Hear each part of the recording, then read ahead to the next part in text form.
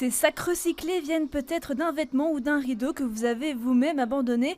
Par an, un ménage belge jette en moyenne 12 kilos de vêtements, de quoi faire de l'upcycling. J'ai commencé par aller dans les friperies et dans les centres de tri pour expérimenter avec les tissus d'ameublement, principalement parce que c'est ça que j'utilise. Et je me suis rendu compte qu'en fait je préférais même ça et la contrainte aléatoire des motifs et des textures qui changent, plutôt que de me fournir en tissu neuf dans les magasins.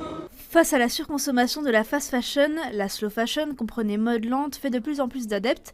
Elle était d'ailleurs à l'honneur ce week-end dans cette foire au Sablon, une façon de repenser la manière de s'habiller. C'est assez agréable moralement déjà, parce que du coup on n'est pas dans des processus de grande quantité, de surproduction, de surconsommation. Pour moi, c'est essayer de faire au plus possible des choix qui ont du sens, qui vont vers l'avenir ou qui sont dans l'upcycling, regarder en arrière, trouver des vieilles boucles de ceinture pour faire des nouvelles ceintures, des vieux boutons, déconstruire des choses. Donc, pour moi, la slow fashion, c'est se donner le temps d'avancer pas à pas et faire des bons choix. Les tissus mais aussi les matériaux recyclés pour faire des bijoux faits main sur commande, un projet qui demande un travail de sensibilisation pour ces créateurs et créatrices bruxelloises. C'est pas fait en Chine parce que c'est fait par moi, par mes petites mains dans mon atelier.